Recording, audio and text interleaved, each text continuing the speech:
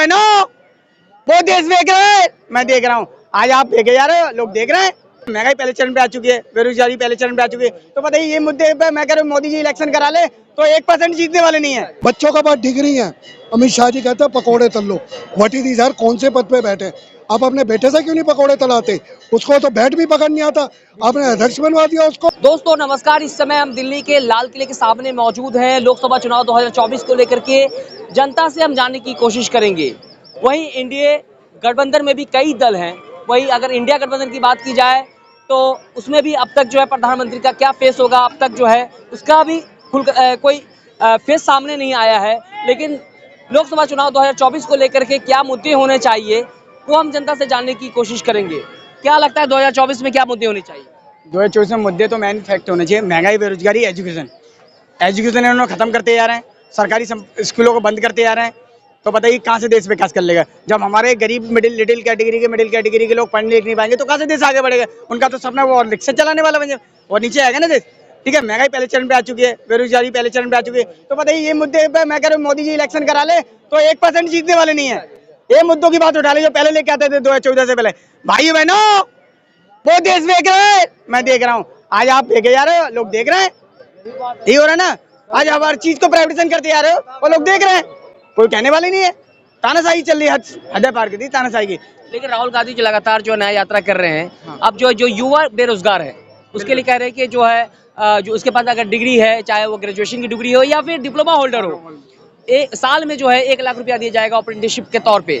बहुत बेटर है ये, स्टूडेंटों के लिए बहुत अच्छी बात है क्योंकि इससे क्या स्टूडेंट आत्म रक्षा उसकी कर सकता है, अपना सेल्फ डिफेंड हो जाएगा। ठीक है, खुद पर निर्भर रहेगा। अगर इंडिया गवर्नमेंट सत्ता में आती है तो 30 लाख नौकरियां एक बार सरकारी नौकरियां दी जाएगी। बिल्कुल दी जाएंगी। इंडिया गठबंधन आए तो सही। और मैं कह रहा हूँ सबसे अच्छी बात तो ये, इंडिया गठबंधन को जीतने के लिए सबसे पहले अगर बड़ा चेहरा मोदी जी को टक्कर दे सकता है, जो प्राइम मिनिस्टर नरेंद्र मोदी जी को टक्कर दे सकता है, तो वो ओनली फॉर बहन कुमारी मायावती जी। इंडिया गठबंधन में आगे तो सरकार बनने से कोई नहीं रोक सकता। एंड इंडिया गठबंधन की याद रखे। लेकिन बहन मायावती तो कहीं कहीं तक नजर नहीं आ रही है। आएंगी, समय आने पर आ जाएंगी, आएंगी बहन जी। और बहन जी बड़ा चेहरा जो टक्कर दे सकती है मोदी जी को, शामिल होंगी। बिल्कुल होंगी, इंडिया गठबंधन में शामिल होंगी बहन जी। अभी चर्चाएं चल रही है, डिस्कशन मैं भी क्लियर नहीं कर सकता क्योंकि मैं भी पूरा क्लियर नहीं हुई। ठीक है, तो क्या मुद्दे होने चाहिए? आपकी काफी उम्र है, काफी तजुर्बा है, क्या मुद्दे होने चाहिए 2024? देखिए, मैं ऐसे भाई से समर्थन हूँ, अपना बच्चा ही समझिए। देखिए, बेसिक बातों पे ना कभी भी कोई जनता, अब जो दौर आ गया है, भक्ति का दौर और जाति का दौर, धर्म की राजनीति, एक पढ़े लिखे की राजनीति अब जीरो। ग्राउंड पे देखिए, बच्चों का पास डिग्री है, अमित शाह जी कहते हैं पकोड़े तल लो।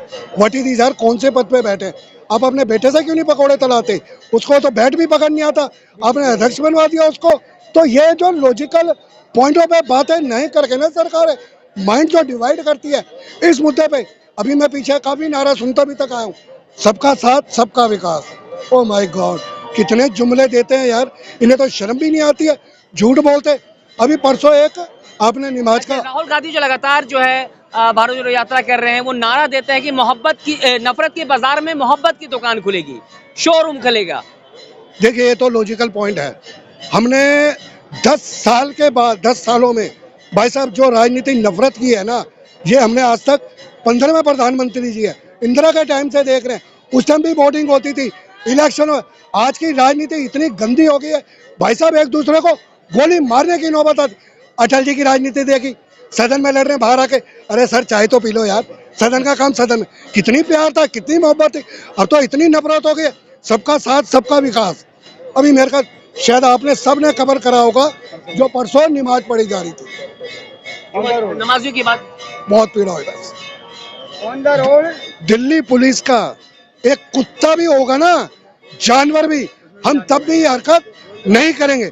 अगर पुलिस को दिक्कत थी, उनको नमाज पढ़ने के बात करते पुलिस से। उसका नाम क्या, लात घूसे, जो भी उनके साथ बदतमीजी करी है। पीछे बयान भी आ रहा था, सर आप सड़क पर नमाज नहीं पढ़ सकते। आप उनको नोटिस देते 1 घंटे पहले, या नमाज पढ़ने के बाद उनको समझाते कि दोबारा। सर समझाने के बड़े तरीके, और इसके बाप को किसने बताया? लोगों के अंदर ऐसा कानून नहीं है कि आप कोई भी धार्मिक स्थल पे, अगर यही डंडा भाई साहब हिंदू पे चलता, चीर देते, इसको मार देता पुलिस वाले को जिंदा। अगर यही डंडा चलता अब होगा वो, ठीक है, सस्पेंड होने से सर कुछ नहीं होता। अभी हम वहाँ देख रहे थे कलकत्ता, बीजेपी के नेता, IPS ऑफिसर आप तो खालिस्तान है, आपके सर पे पगड़ी है, आप उग्रवादी है। वटी दिस यार, पढ़ी लिखी जैसे बात कीजिए। आप लॉजिकल पॉइंट पे बातें नहीं करते। आपने शराब पी रखी है, बात नहीं करी जाएगी। हाँ बोलिए। देखिए ऐसा होता है, आप लॉजिकल पॉइंट पे, हमें मोदी जी से एलर्जी नहीं है, हमें एलर्जी इस चीज की है। अभी आप देख रहे हैं दिल्ली के 5 सांसद की टिकट क्यों काटी मोदी जी ने, इसका मतलब उनके एमपीओ ने काम नहीं करा।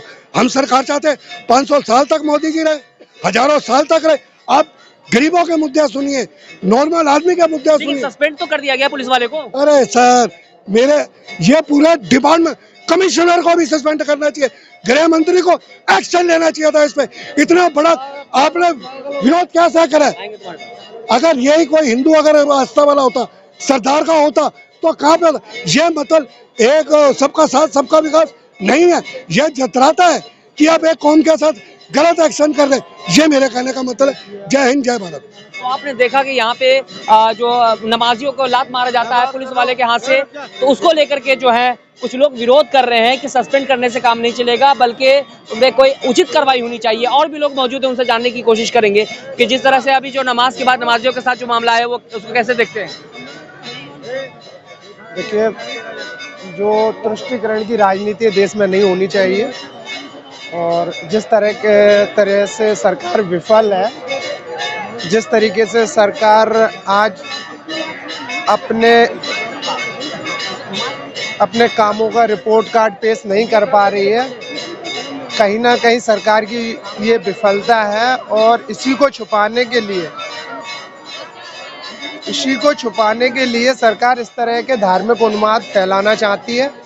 हमें अपने लोगों से अपील करते हैं कि किसी भी षड्यंत्रकारियों के बहकावे में ना आए, और जिस तरह के से हमारे मुस्लिम भाइयों ने समझदारी का परिचय दिया इंद्रलोक की जो घटना होती है उस पर, और उन्होंने कोई विवाद नहीं पैदा किया, तो हम उनके शुक्रगुजार हैं। और हम पूरे देश से यही अपील करते हैं कि किसी भी धार्मिक उन्माद में शामिल ना हो और किसी भी चीज़ को बढ़ावा ना दें। सरदार जी, जो अभी नमाजियों के साथ ऐसा हुआ, पुलिस वाले ने जो है नमाज के दौरान ही, अगर वो उनको आपत्ति थी मुसलमानों को सड़कों पे नमाज नहीं पढ़नी चाहिए, तो उन्हें उसका एक और भी तरीका था, तो कैसे देखते हैं इसको आप?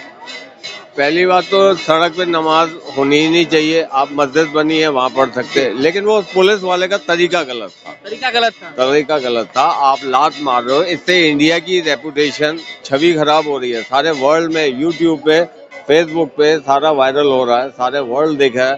क्या हमें कितनी गंदी नजर से देखेगा कि एक साइड तो ये दावा करते हैं कि हमारे देश में लोकतंत्र है, और अपने देश के निवासियों को और खासतौर से मिनॉरिटी कम्युनिटीज के साथ आप ऐसा व्यवहार करते हो। आज आप उनके साथ कर रहे हो, कल के दिन दूसरी मिनॉरिटी कम्युनिटी के साथ करोगे, कल के दिन तीसरी के साथ करोगे। दुबई एक इस्लामिक कंट्री है, वहाँ जो मंदिर बनता है, वहाँ हमारे देश के प्रधानमंत्री जाते हैं, और वहाँ जो उसका भव्य तरीके से उद्घाटन होता है, और उन्हीं के ही देश में मुसलमानों के साथ इस तरह का रवैया। गलत बात, गलत बोले। कैसा मैसेज जाएगा सर? नेगेटिव मैसेज जा रहा है। हमारी छवि देश की खराब हो रही है।